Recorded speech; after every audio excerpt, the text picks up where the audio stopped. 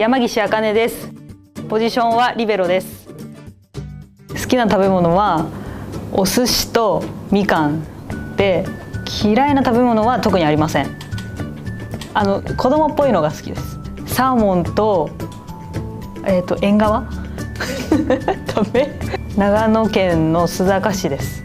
ワッサーという桃の品種で、白桃とネクタリンを合わせたみたいなやつで、硬い桃なんですけどとても美味しいです。須坂市の方が品種改良というかして食べてみてください大学生の時に4年生からつけてもらいました。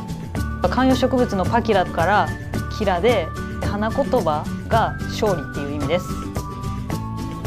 今年キャプテンなんでチームをまとめられるようにしていきたいので、そこを見ていただけたらと思います。ベンチがすごい元気があると思うので、それをコートの中にも伝わり、コートの中からもベンチに伝わり、一体感あるチームにしていけたらなと思います。